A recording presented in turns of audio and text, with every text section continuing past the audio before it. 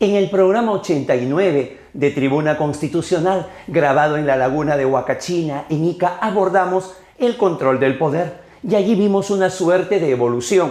El control de legalidad, que daba origen al Estado legal o simplemente al Estado de Derecho. El control de constitucionalidad, que daba la nomenclatura de Estado constitucional de derecho. Y lo que se había dado en los últimos años, el denominado control de convencionalidad. Y entonces surge la interrogante, ¿podemos hablar de un Estado convencional de derecho?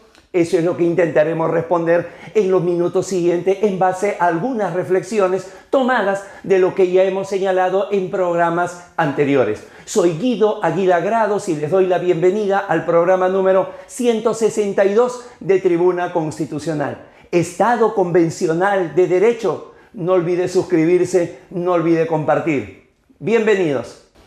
Efectivamente, en los últimos 3 lustros, el tema del control de convencionalidad había avanzado a una velocidad vertiginosa. En medio de toda esa jurisprudencia frondosa que se ha dado, podemos reconocer 3 estaciones en esa ruta, en ese camino. El primero de ellos, la sentencia Almonacid Arellano versus Chile en el año 2006, donde la Corte Interamericana de Derechos Humanos señala que los estados deben inaplicar todas aquellas normas que sean contrarias, no solamente a la Convención Americana de Derechos Humanos, sino también a cualquier otro tratado internacional de derechos humanos que se haya firmado. Pero no solamente al texto, sino fundamentalmente a la jurisprudencia. Es decir, hablando de un bloque de convencionalidad, podía establecer ese control de convencionalidad. Un segundo momento se da 3 años más tarde, con el caso Radilla Pacheco versus México, en el año 2009, donde ya no va a establecer una suerte de control reformador, como era el primero, sino más bien un control adecuador. Es decir, que ahora los jueces tenían el deber de interpretar la normatividad y, cómo no, la constitución de cada uno de los países, adecuándola, nivelándola con la Convención Americana de Derechos Humanos. Ya no era el afán de destruir la norma, ahora era adecuarla. De tal forma que teníamos primero un control reformador, luego un control adecuador, para finalmente terminar con un control creador, que es lo que señala en la sentencia Hellman II versus Uruguay en el año 2013, cuando ya no solamente dice que los jueces pues tengan la labor de controlar, sino que toda persona en un estado que tenga una cuota de poder tendría que, al momento de crear la norma, al momento de la emisión de la norma, debería de hacerlo de acuerdo a la convención. Insisto, una suerte de control creador. Entonces, con todo este avance, insisto, inusitado, intenso, se comenzó a hablar de el Estado convencional de derecho. No solamente hay artículos, sino hay textos publicados con este rótulo. Insisto en la pregunta del programa. ¿Podemos hablar de un Estado convencional de derecho? Me parece que para llegar a ese punto debemos de tener 3 respuestas afirmativas a las siguientes interrogantes. La primera de ellas, ¿existe en cada uno de nuestros países una suerte de internalización de la Convención Americana de Derechos Humanos? Parafraseando a Pablo Lucas Verdú, ¿existe en nuestros países siquiera mínimamente una suerte de sentimiento convencional?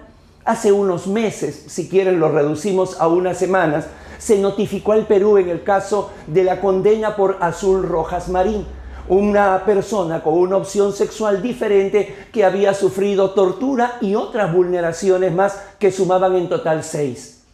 No hubo ni la cobertura, ni el eco, ni el acto contrito que se debe tener cuando un país como el Perú es sancionado, entre otras cosas, por tortura.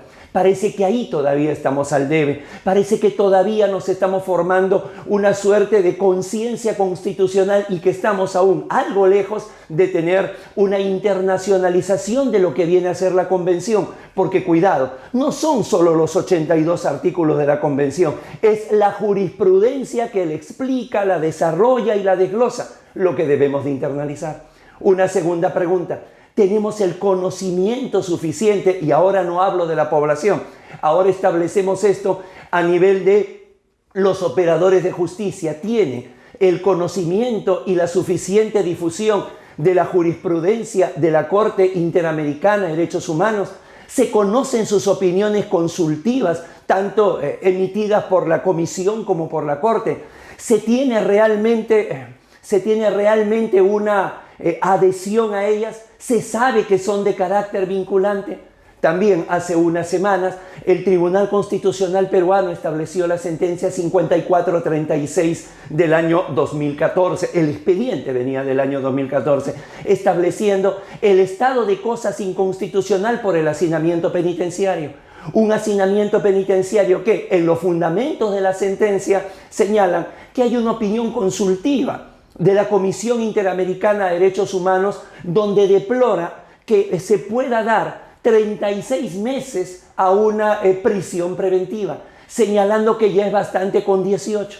Sin embargo, a pesar que lo dijo en el año 2017 la comisión, jamás a nadie se le ocurrió hacer una suerte de control de convencionalidad o, si se quiere, un control de constitucionalidad basado en la convención. A nadie. Simplemente se tomó, y cuando se pone a discutir si la intensidad de la medida cautelar en materia penal debía ser entre 18 y 36, todos se basaban en la modificación que había tenido el Código Procesal Penal.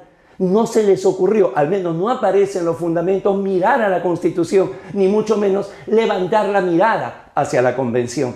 Y una tercera interrogante sería, ¿hay una verdadera conexión entre los órganos de cierre, para el caso peruano, Corte Suprema y Tribunal Constitucional? ¿Hay alguna conexión con la Corte Interamericana de Derechos Humanos? Nos parece que no. En el programa 87 de Tribuna Constitucional desarrollamos el control difuso. Y ahí señalamos el ida y vuelta que ha tenido el supremo intérprete de la Constitución al respecto.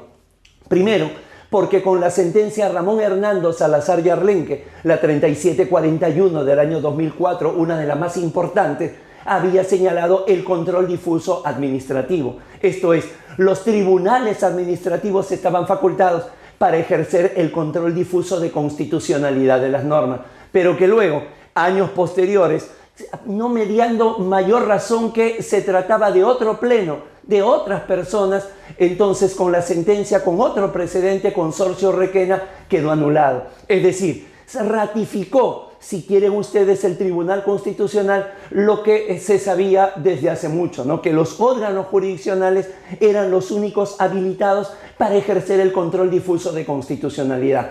Cuando la Corte Interamericana de Derechos Humanos, en septiembre del año 2013, en el caso Hellman II versus Uruguay, no solamente había dicho que los jueces y otros operadores de justicia podían ejercer el control, sino que inclusive los legisladores, el defensor del pueblo, todo aquel que tenga la capacidad de crear una norma, tendría que hacerla con el control de convencionalidad. A partir de estas reflexiones, creo que la interrogante del programa, ¿podemos hablar de un Estado convencional de derecho? La respuesta cae por fuerza de gravedad. La respuesta por ahora es negativa. ¿Qué es el paradigma a alcanzar? Seguro. ¿Qué es la punta de la montaña que estamos escalando todos los días? Con certeza. Pero de allí a hablar que tenemos un Estado convencional de derecho nos parece todavía muy prematuro, nos parece un apresuramiento, seguramente un sano entusiasmo, pero que en el cual todavía hay mucho que trabajar en todos los ámbitos. Y lo haremos desde acá, desde la academia. Muchísimas gracias. No olvide difundir este vídeo para que siga creciendo la familia de Tribuna Constitucional. Fuerte abrazo.